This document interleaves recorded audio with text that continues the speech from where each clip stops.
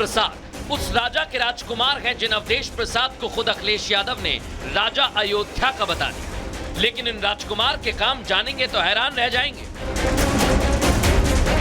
जो अखिलेश अयोध्या में अवधेश प्रसाद को उपचुनाव में मजबूत कड़ी मानकर चल रहे हैं, उन्हीं के बेटे पर किडनैपिंग, मारपीट और धमकी देने का केस दर्ज किया गया। पीड़ित रवि तिवारी ने आरोप लगाया कि सांसद के बेटे अजीत प्रसाद ने उसे जान से मारने की धमकी दी। मामला जमीन से जुड़े पैसे के लेन देन का है। 4-5 गाड़ी आके खड़ी हुई जिसमें जो है अजीत प्रसाद स्वयं बैठे थे। हमको बुलाया, उसके बाद में जो है जबरन गाड़ी में हमको बैठा लिए। उसके बाद हमको लेके गए रकाबगंज चौराहा झारखंडी के पास। वहाँ से फिर लौटाने के बाद जो है मारने पीटने लगे। जो है हमको 4 से थप्पड़ मारे, हमको केवल दहशत में लाने के लिए मारे। अजीत प्रसाद जो है वो मौजूदा सांसद जी के लड़के हैं और राजू यादव जो है उन्हीं के साथ रहते हैं। पीड़ित की शिकायत पर पुलिस ने एफआईआर कर ली और इस एफआईआर में अजीत प्रसाद के साथ उनके साथियों पर भी मामला दर्ज किया गया है। बंधक बनाकर ले जाने व मारपीट करने का आरोप लगाते हुए प्रार्थना पत्र दिया था। सीसीटीवी फुटेज से पाया गया कि वादी द्वारा अंकित समय पर आरोपी गण 5 गाड़ियों के साथ घटना स्थल पर जा रहे हैं। सुसंगत धाराओं में अभियोग पंजीकृत कर गुणदोष के आधार पर समेकित साक्ष्य संकलन कर अग्रिम विधिक कार्रवाई की जाएगी।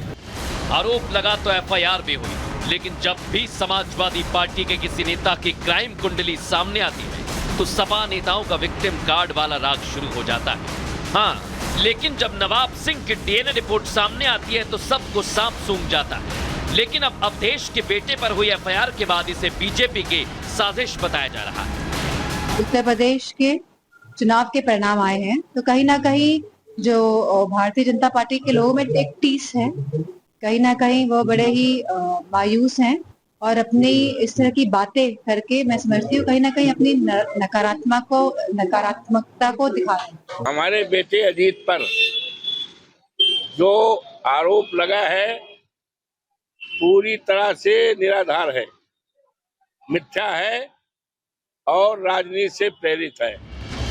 हर चोर पकड़े जाने के बाद बोलता है कि उसने चोरी नहीं, और ऐसा ही कुछ इस मामले में होता दिख रहा है। लेकिन कानून गवाहों और सबूतों के आधार पर एक्शन लेता है और अजीत प्रसाद के काले कारनामों का सच भी सामने आएगा और सजा भी मिलेगी।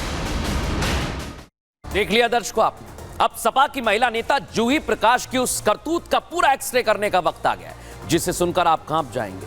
आप समझ नहीं पाएंगे कि समाजवादी पार्टी के नेता आखिर अपराध का कौन सा पुलंदा अपने साथ लेकर घूम रहे हैं। जूही प्रकाश की तस्वीर आप देखिए। पिछले साल सपा से मेयर का चुनाव लड़ा। अब तक आपके सामने इन्हीं सपा नेता जूही प्रकाश की पूरी क्राइम कुंडली खोलने जा रहा हूं मैं।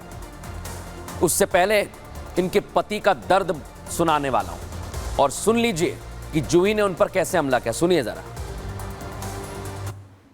मेरे ऊपर जानलेवा हमला किया गया मेरी पत्नी द्वारा, जूही प्रकाश उनका नाम है, और पहचान में कि वो समाजवादी पार्टी की 2023 में जो चुनाव हुआ था नगर निगम का मेयर, तो उसकी कैंडिडेट थी। अब मेरी कोई भी इनसे नोकझोंक होती तो ये मुझे बहुत अभद्र भाषा का प्रयोग करती हैं, बहुत नॉनवेज गालियां देती हैं, गंदी गंदी। बॉटल पड़ी थी कांच की, तो वो मैं जा रहा था बच के भागते हुए, तो पीछे से आके वो बॉटल मेरे सर पे मारी, तो बहुत ज्यादा स्वेलिंग, नाक में से खून आ गया। अब आप समझ गए होंगे कि पूरा मामला क्या है। सपा नेता जूही प्रकाश पर उनके पति योगेंद्र क्या आरोप लगा रहे हैं, कैसे उन पर हमला किया है, यह भी जान लीजिए। जूही के पति ने बताया कि उनकी जूही प्रकाश से दोस्ती फेसबुक से हुई। दोनों के बीच नजदीकियां बढ़ने लगी। दोनों के बीच नजदीकियां बढ़ी और 2023 मेयर पद के लिए उन्होंने सपा से चुनाव लड़ा। चुनाव प्रचार में योगेंद्र प्रताप ने भी उनका सहयोग किया।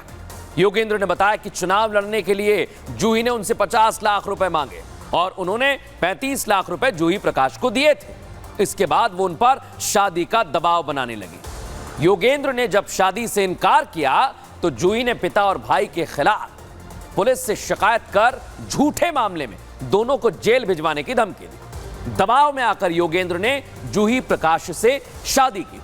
दोनों की शादी एक मंदिर में हुई थी दर्शकों, 1 जून को हुई थी। शादी के बाद दोनों आगरा में एक फ्लैट में रहने लगे। योगेंद्र आगरा में ही पेट्रोल पंप चलाने लगा, लेकिन जूही शादी के बाद आर्थिक, शारीरिक और मानसिक प्रताड़ना देने लगी। जूही योगेंद्र पर पेट्रोल पंप अपने नाम करने का भी दबाव बनाती हैं। बीती 17 तारीख को जूही ने अपने पति पर जानलेवा हमला किया, इस वजह से वो स्ट्रेचर पर हैं। योगेंद्र पेट्रोल पंप से लौटकर घर आए थे कि जूही ने उनके सर पर कांच की बोतल तोड़ दी। इसके बाद टूटी हुई बोतल को उनकी पीठ में घोंप दिया, आरोप लगा रहे हैं वो। इस हमले में सपा नेता जूही प्रकाश के पति गंभीर रूप से घायल हो गए। पति की तहरीर पर सपा नेता के खिलाफ गंभीर धाराओं में केस दर्ज किया है दर्शकों। लेकिन सोच लीजिए आप, एक एक करके समाजवादी पार्टी के नेता अगर इसी तरह से लिप्त रहेंगे तो फिर सवाल खड़े होंगे। लेकिन अब देखना होगा उन पर एक्शन क्या लिया जाता है। फिलहाल न्यूज का एक्स्ट्रे में इतना ही। कल फिर हाजिर होंगे रोचक, जानकारी भरी और सावधान करने वाली खबरों।